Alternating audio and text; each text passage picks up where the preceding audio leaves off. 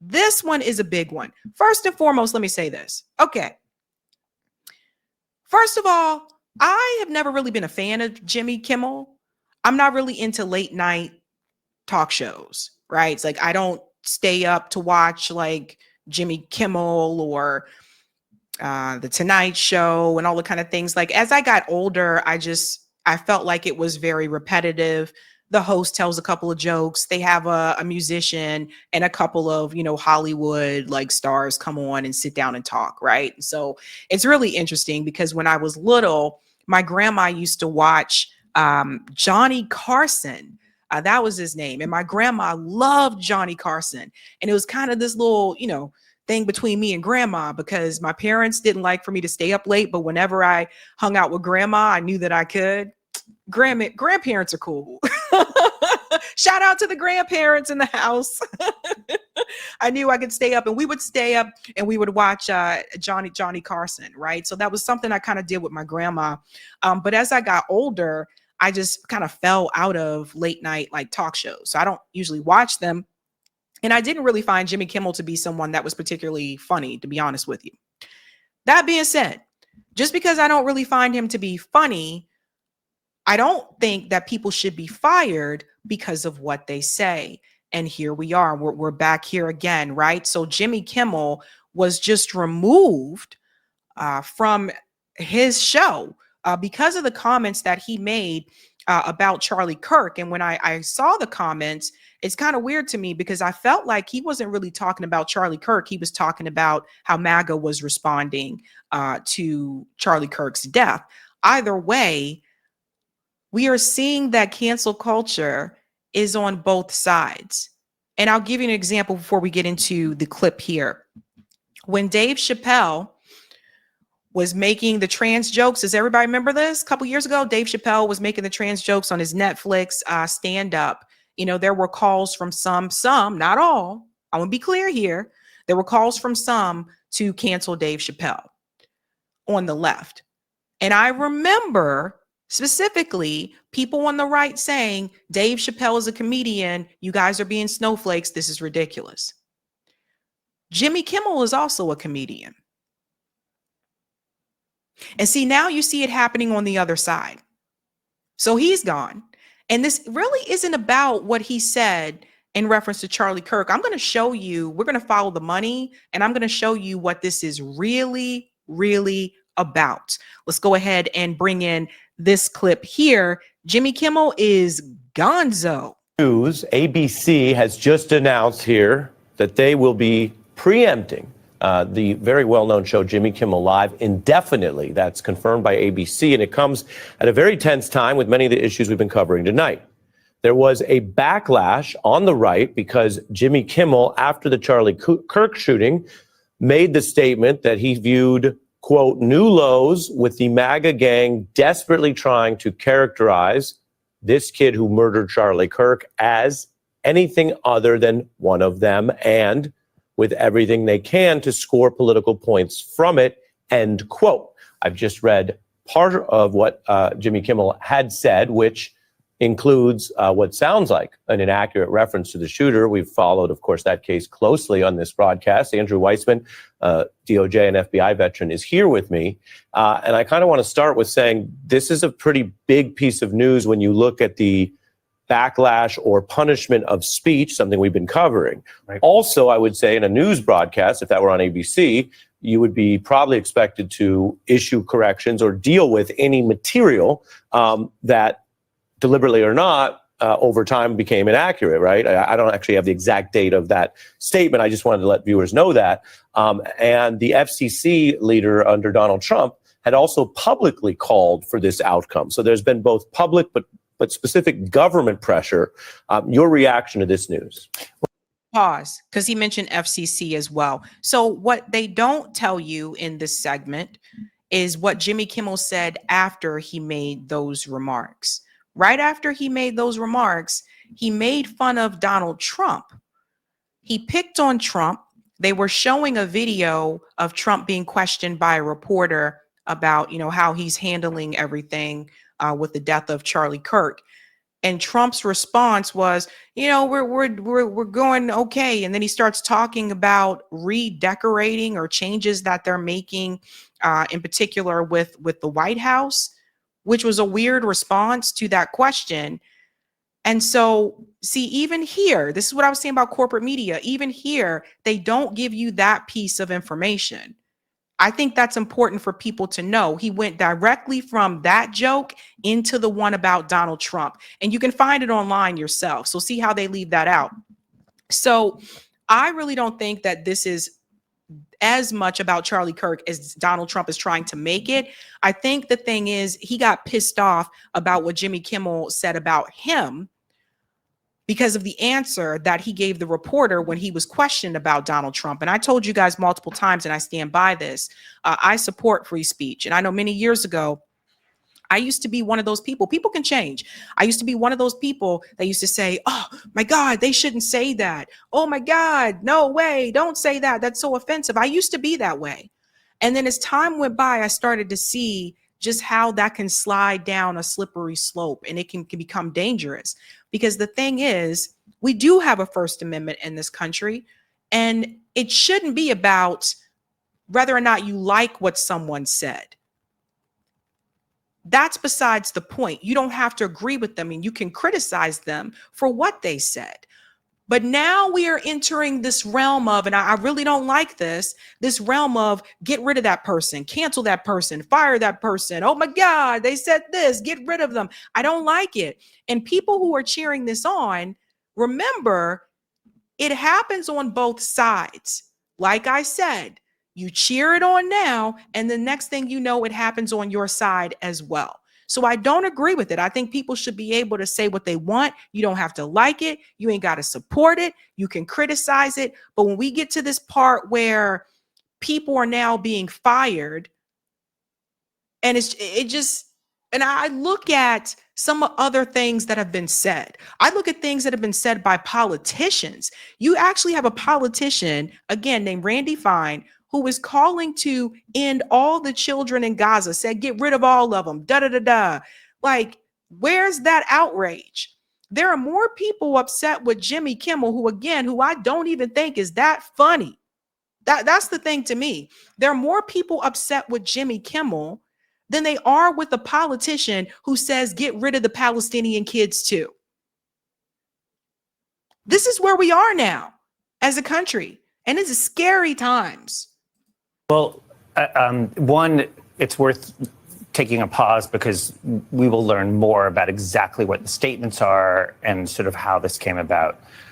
When I hear this, I divide it very much, as you said. What has the government done versus what has a private actor like ABC done? So first, with respect to the government, that's where it's exactly the conversation we were just having with Katie. The government needs to be really respectful of different viewpoints, even when you think that what is being said is inaccurate or deplorable or both. Okay, but see, that has to apply on both sides, because we also remember under the Biden administration, they were not pro free speech when it came to the Rona, when it came to the jab. They were not pro free speech about that. And this is what I mean when I say it's both sides. And ultimately, when you look at the censorship apparatus, both parties do want to censor us in some way, shape, or form. They can't just let us be. And to me, that's not American. That's not the American way. It's 2025. And you ain't got to like what people say. I'll be the first one to tell you. But this is getting ridiculous.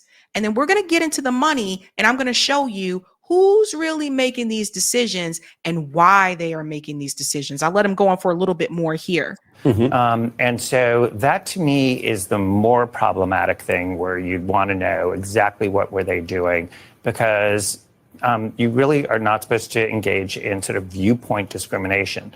Now, a private actor is a very different story. The private actor is entitled to voice their opinions and what they have to say.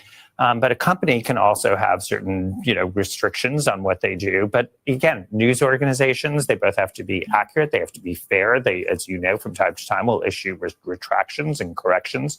But also news organizations should be the first to be defending the First Amendment. Yes, and while we are just getting this is brand new. Yep. We know that Brendan Carr, the FCC chief, had talked about this and talked about potentially using government power and fines. He said they really should pull Kimmel.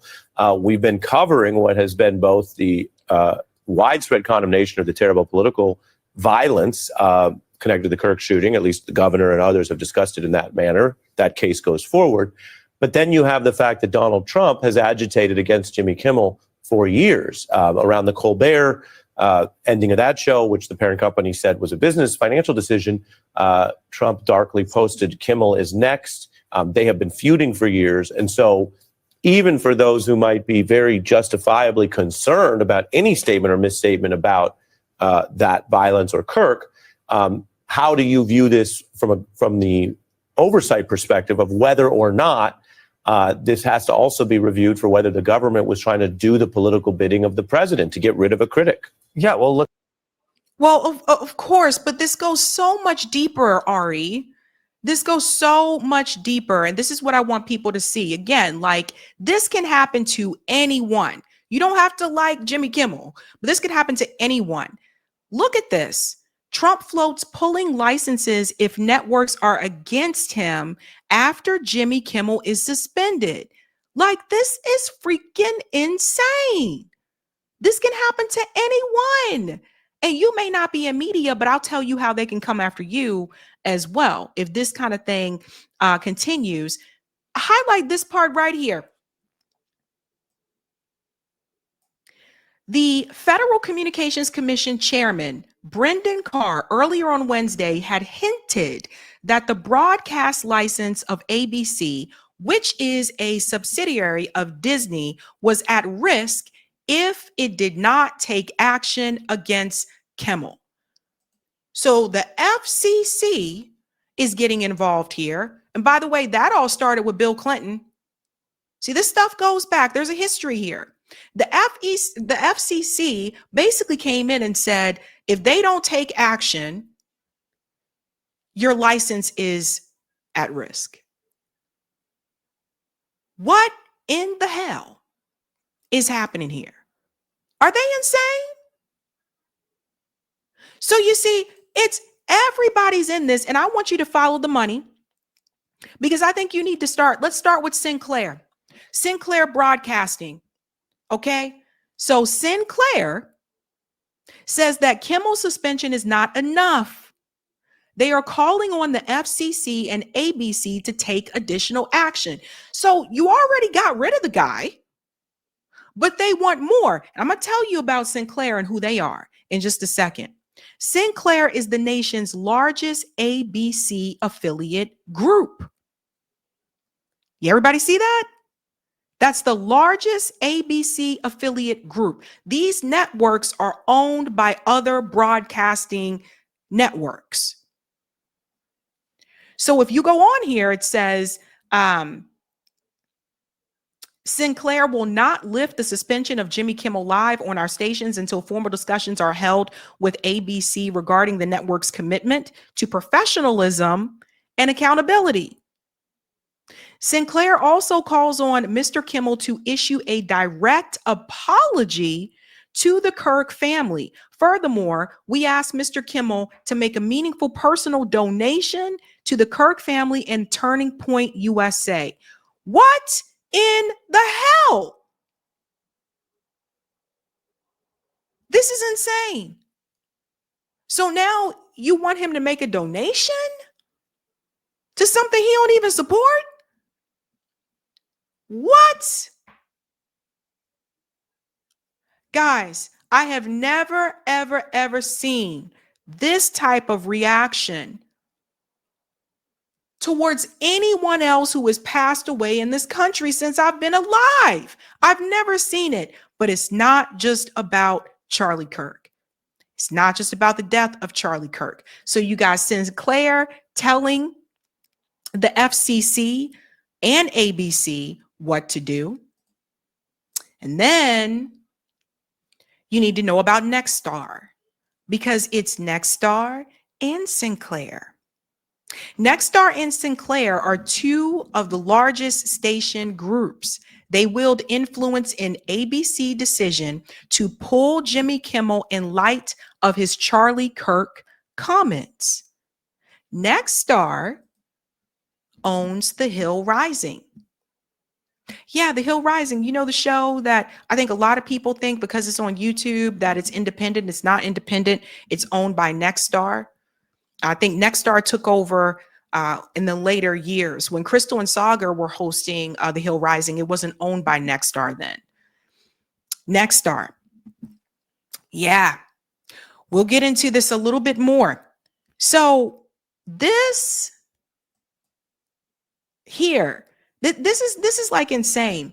The two largest station groups, Nexstar and Sinclair, wielded their influence over ABC's decision to pull Jimmy Kimmel from the show. Their announcements on Wednesday come amid the fear of the host comments about the suspect in Charlie Kirk's assassination, with the chairman of the FCC, which is Brendan Carr, threatening some kind of FCC action. Again, Sinclair Broadcasting Group is the largest of ABC's affiliate groups. Check this out. Both Nexstar and Sinclair have been lobbying the FCC over regulatory issues. Nexstar is the largest station group in the country. It also has a major merger before the Trump administration. You hear that? It has a major merger before the Trump administration. Its proposed acquisition of Tegna, creating a mega company with 265 stations in 44 states and DC, representing 80% of US TV households. So, conflict of interest. Does everybody see what is really happening? So, you have Nexstar, which basically has a merger in front of the Trump administration. So Donald Trump sees what Jimmy Kimmel says about him, doesn't like it, contacts Nexstar and says, pull the plug on this one. That is authoritarian behavior. And we are headed towards some dangerous, dangerous times. And of course, Nexstar is going to do it because they have a merger in front of his face that they want to work out. So once again, the money comes back into play. The money comes right back in, and there's more because see, we're going to go a little bit deeper here. Nexstar made the announcement on their site, Nexstar ABC affiliates to preempt Jimmy Kimmel Live indefinitely beginning tonight. You see how quick the call went out? See that? Mr. Kimmel's comments, let me make this bigger because they got this tiny ass font. Ain't nobody got time for that. Here we go. Mr. Kimmel's comments about the death of Mr. Kirk are offensive and insensitive at a critical time in our national political discourse, and we do not believe they reflect the spectrum of opinions, views, or values of the local communities in which we are located. That is coming from Andrew Alford, who is the president of Nexstar. Continuing to give Mr. Kimmel a broadcast platform in the communities we serve is simply not in the public interest at the current time. And we have made the difficult decision to preempt his show in an effort to let cooler heads prevail as we move towards the resumption of respectful, constructive dialogue. All about the money. Don't forget Nexstar and their relationship with Brianna Joy Gray. Remember, Bree was fired from Rising. She put this here and she said the billionaire-owned media company is ordering Kimmel to pay off the Kirk family if he wants his job back. Media CEOs are all willing to do Trump's bidding, so their mergers are approved by the FCC. So you basically have a pay-to-play deal happening here. Sure, we'll do whatever Donald Trump wants us to do because we want this merger and this deal to go through. And I say, for what? How many people are watching network television? Network television is dead. Okay? I can't remember the last time. Listen, with the exception of maybe sports, football game, basketball game, other than that, I'm streaming, boo. I'll watch Netflix or Hulu or something like that. But what, I don't know what they're trying to revamp with network television, especially particularly for younger people. They're not watching that. But here we go. So again, Bree knows. Look, here's the screenshots here. Nexstar CEO praises Trump administration as local TV giant announces 6.2 billion merger with rival. This is all about money. And what's dangerous is that because you have this deal on the table, the president can just say to you, I want this done, and you do it because you want the deal to go through. All about the money. Let's flip back to Sinclair, because I got to tell you something about them. Peep this, fam. Sinclair Media might have an agenda, but it supports Israel. See, follow the connection. Let's connect the dots here. And this is the part here that I want you to see. Hold on. Right here. In December 2017, they're talking about the op-ed here from Boris Epstein. Listen to what he said. Another of his op-eds read, recognizing Jerusalem as capital of Israel is the right move by President Trump, noting that Israel is the only true democracy in the Middle East. Its continued strength and survival are important to the United States, not just symbolically, but also in terms of America's national security. Epstein and Sinclair Broadcasting are friends of Israel. Now, this person who wrote this is also pro-Israel. You see this? Sinclair Broadcasting is a friend of Israel. And I'll show you just how much of a friend. Again, this is from their own website under investor relations. Sinclair partners with Megan David Adam for fundraising initiative to support of humanitarian services. Sinclair to donate $50,000 to relief efforts to provide emergency aid and medical supplies in Israel. Connect the dots. So Sinclair Broadcasting Company is pro-Israel. Everybody see the connection that's happening here. We told you that the narrative is very important for them, right? And so the most powerful tool out there is the media, and they're going to try to tackle that. That's where they're going to try to put their hands, right? Because that's the source of information. This is why I called out this merger, this thing that was happening between Barry Weiss and CBS. This is why I called it out, because I saw what was happening. So all this to say that there is money behind this, that there is an agenda. And a lot of people don't have time to do the research. A lot of people don't have time to look for this information that I looked for. A lot of people just getting up, trying to go to work, get the kids in the bed, get back up the next day and do the same thing. They don't have time to look for it. So if the message that is presented in front of you is he made these comments about Charlie Kirk's death and that's why he was fired, a lot of people don't have time to look more into it. But then that's where independent media is supposed to come in and provide more information that corporate media omits. And I always tell you guys with this particular show, my job, I feel as though, is to tell you what they are leaving out. Now, Jimmy Kimmel is gone. But I just want to remind everybody, it was just a couple days ago that Brian Kilmeade on Fox News made horrific comments about homeless people. And by the way, the person who posted this, Carmine, said people going off on Brian for his comments on the homeless need to see the full context. So it's funny because the comments in the section here, the comments say that this doesn't make it any better. Look at this. Sorry, I'm a conservative Republican and this is unacceptable. Here's another one. Sorry, I'm a conservative. I listened to the entire thing live. Brian was wrong and needs to go. We can't be hypocrites. And you'll see that going all the way down for the comments. So here's the full thing here. He still has a job. Fiction they go through. If they've been in court 14 times, committed crimes 14 times, I'm sorry, they need to be in prison because this guy's an evil person. To be able to just go up behind someone and do that, a stranger, a complete stranger who had been working on this train, and do that is not something that we can wrap our heads around, because it's something that most people wouldn't ever do. But if you're evil enough to do this, you need to be behind bars. And it was up to these judges and the justice system to say, okay, you've been arrested 14 times. I think that's enough. We need to get you off the streets. And his mom was begging for it. And his stepbrother or half brother was agreeing with the mom, saying this guy needs.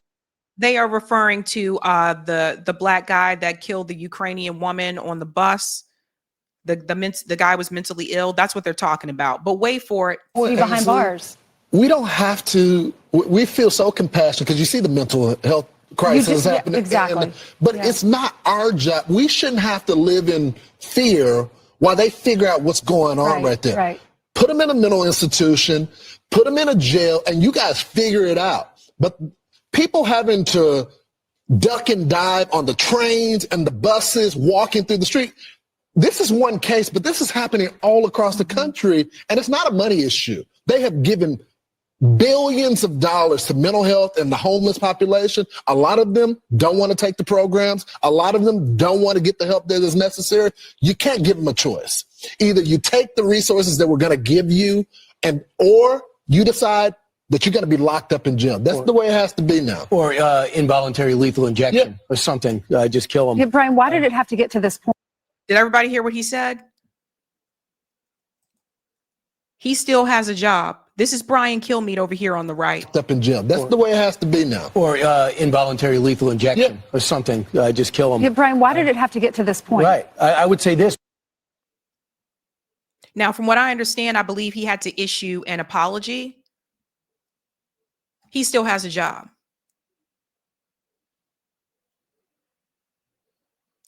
And he's still there because he's playing the game.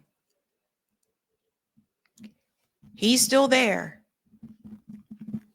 because he's playing that game. And also he's on Fox, and Trump likes Fox. This is the hypocrisy. This is why I say, and I continue to add this over and over again, cancel culture exists on both sides. But when you look down, like deep down into it, and you start to follow the money, then you start to see the real reason why Jimmy Kimmel was removed. And for people who come to me and tell me it doesn't happen on both sides, I just want to remind you what happened. Does everybody remember this? Let's go ahead and bring this in here. This happened under the Biden administration. They did this to a journalist. Get your hands off me. Get your hands off me. Get your hands off me. Answer a damn question. I'm asking questions after being told by Matt Miller that he will not answer my questions until I'm asking questions. Oh, respect the process. Respect the process while everybody from Amnesty International. No greater pleasure in this job than crossing off the list I carry in my pocket the names of those who've been arbitrarily held hostage, unjustly held hostage, and bringing them home, returning them to their families, returning to their loved ones. Finally, get your hands off me. Get your hands off me. Get your hands off me. Get your hands off me. Answer a damn question. Do you know about the Hannibal Directive? Do you know about Israel's nuclear weapons? Everybody from the ICJ. I was sitting here quietly, and now I'm being manhandled by 2 or 3 people. You pontificate about a free press. You pontificate about a free press. You are hurting me. You are hurting me. You are hurting me.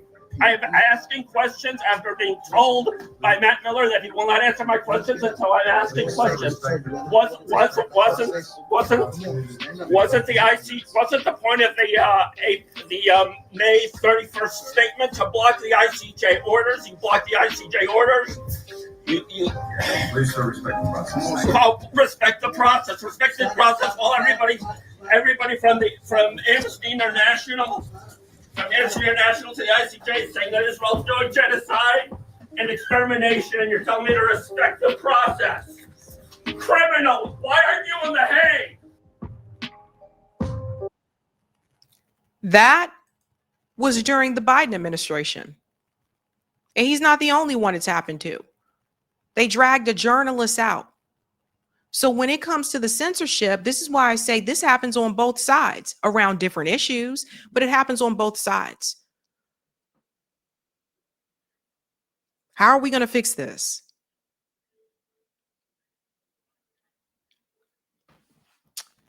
This is why when Julian Assange was still in jail and people said, stop talking about Julian Assange, don't mention him. This is why I participated in protests for Julian Assange.